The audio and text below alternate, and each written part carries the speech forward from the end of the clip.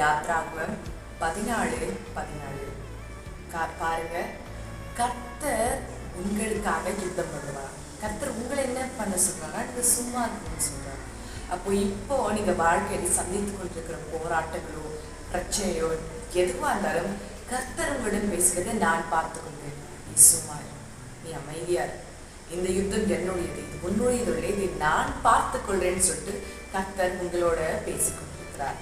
அதனால நீங்க சோர்ந்து போகாதீங்க. நான் எழுச்சி செய்யணுமோ, எங்கேயாவது போகணுமோ, நான் ஏதாவது காரியம் செய்யணுமோ இல்லை. நீங்க செய்ய வேண்டிய காரியம் அமைதியா தேவனுடைய சமூகத்திலும் பாதத்திலும் அமர்ந்திருக்கணும். அது ஒன்றுதான் கர்த்தர் இப்பொழுது உங்களோட பேசிக்கொண்டிருக்கார். இந்த யுத்தம் உங்களுடையது இல்லை. இந்த யுத்தத்தை செய்ய போவது கர்த்தர். அதான் உங்களோட பேசிக்கொண்டிருக்கார். அவர் யுத்தம் பண்ணுவார். நீங்க என்ன பண்ணணும்? சும்மா இருக்கணும். அவருடைய பாதத்துல அவரை துதிச்சு கொண்டு மாத்திரம் இல்லை, அவருக்கு நன்றி செலுத்திட்டு இருக்கு. அவருடைய பாதத்துல அவரையே வணங்கி கொண்டிருக்க.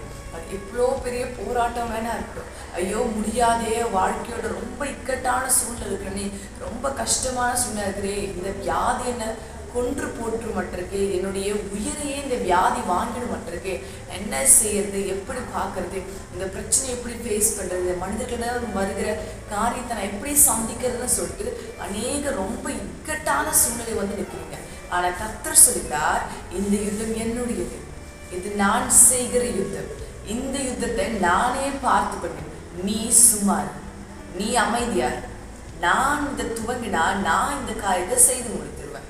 இந்த யுத்தத்துல என்னுடைய தலையிடுதல் இருந்தால் நானே இதை அழகா செய்து முடித்துருவேன். நீ குறுக்க வரன்னு சொல்லிட்டு காரியத்தை ஒன்றுமில்லாமல் ஆக்கிறாரு. நான் பார்த்து கொடுப்பேன். நீ செய்ய வேண்டிய காரியம் சுமார். இதான் கர்த்தர் உங்களுடைய இன்றைக்கு பேசிக்கொண்டது வார்த்தை. அதனால நீங்க போயிட்டு இருக்கிற சூழ்நிலையா இருக்கட்டும், ஒரு தேவையா இருக்கட்டும், ஒரு போராட்டமா இருக்கட்டும், ஒரு பிரச்சனையா இருக்கட்டும், எதுவா இருந்தாலும் நானே பார்த்து கொள்றேன்னு சொல்லிட்டு கர்த்தர் உங்களோட பேசிக்கொண்டிருக்காரு. அதனால சோர்ந்து போகாதீங்க. இந்த போராட்டத்தை நினைச்சு நீங்க மனம் தளர்ந்துடாதீங்க. கர்த்தர் பேசுகிறது, நான் யுத்தத்தை செய்து முடிப்பேன். இந்த யுத்தத்தை நடத்துபவர் யார்? கர்த்தர், சாதாரண மனிதர்கள் இல்லை. அப்போ இந்த யுத்தத்துல உங்களுக்கு நான் வெற்றி. இந்த யுத்தத்துல நீங்க தான் வெற்றியை பார்ப்பீங்க.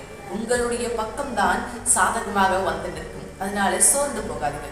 ஒரு வியாதியா இருக்கலாம், தேவையா இருக்கலாம், போராட்டமா இருக்கலாம், மனிதர்கள் பேசுகிற அவதூறான வார்த்தையா இருக்கலாம், வேற எந்த போராட்டமா வேணா இருக்கட்டும், உங்க மனதில் ஏற்படுகிற போராட்டமா இருக்கலாம், ஏதோ ஒரு மலை போன்ற பிரச்சனை உங்களுக்கு முன்பாக வந்து நிற்கிறதா இருக்கலாம், எதுவா இருந்தாலும் கர்த்தரே இந்த யுத்தத்தை பார்த்துக் கொள்வார். அவர் தேவைகளை சந்திப்பார். அவர் இந்த வியாதியை போக்குவார். அவர் பிரச்சனைக்கு விடுதலை தருவார். அவர் உங்களை ஆசீர்வதிப்பார், நிரந்தரமாக நடத்துவார். அதான் தேவன் பேசுகிற, இந்த யுத்தம் என்னுடையது மகளே, நீ சோர்ந்து போகாத. நீ செய்ய வேண்டிய காரியம் என்னுடைய சமூகத்தில் அமர்வது. யாரா வேணா இருக்கலாம். உங்க வாழ்க்கையில இருக்கிற பிரச்சனையை எப்படி நீங்க ஃபேஸ் பண்ணணும்னா அது கர்த்தருடைய கரத்துல கொடுத்துருங்க. அவர் அந்த யுத்தத்தை பார்த்துக்குவார்.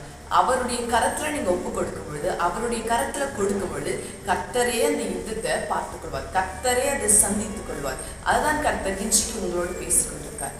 இந்த யுத்தம் என்னுடையது, இதை நானே பார்த்துக் கொள்கிறேன். நீ சும்மா கலகா. இந்த வார்த்தை கர்த்தர் உங்களோடு பேசிட்டார்ல, இனிமே இந்த வார்த்தை பிடித்து கொண்டு கர்த்தரையே நம்பிக்கொண்டிருங்க. அவர் தான் உங்களோடு பேசுகிறார். சந்தேகப்படாதீங்க. இந்த பிரச்சனை கர்த்தருடையது. சோர்ந்து மாத்திரம் போகாதீங்க. அவர்கிட்ட ஒப்பு கொடுத்துட்டு நீங்க நிம்மதியா இருங்க. அதான் கர்த்தர் உங்களிடம் எதிர்பார்க்கிற ஒரு விஷயம்.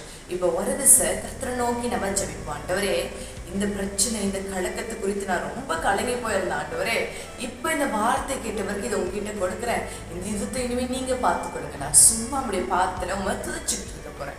இப்படி மாத்திரம் சொல்லி நீங்க கர்த்தர்ட்ட காரியத்தை கொடுங்க. நீங்க கர்த்தரை உங்களுடைய யுத்தத்தை பார்த்துக் கொள்வார். ஜெயம் உங்கள் பக்கம். ஏன்னா இந்த யுத்தத்தை செய்கிறவர் வானத்தின் பூமி உண்டாக்குற பெரிய தேவன். உங்க பக்கம்தான் ஜெயம். நீங்க ஜெயிக்க போறீங்க. அதனால அந்த சந்தோஷத்தை நீங்க நம்பிக்கொண்டிருங்க. அதையே பிடித்து கொண்டு விசுவாசித்துக் கொள்ளுங்க. கர்த்தர் இன்றைக்கு ஒரு அதிசயத்தை நீங்கள் பார்க்கும்படியாக செய்ய போகிறார். ஒரு விசை கர்த்தர் நோக்கி சொல்லிப்போம். மகா பரிசுத்தரே, உமக்கு ஸ்தோத்திரம் ஆண்டவரே. வல்லமை நிறைந்த ஆண்டவரே, உமக்கு நன்றி அப்பா.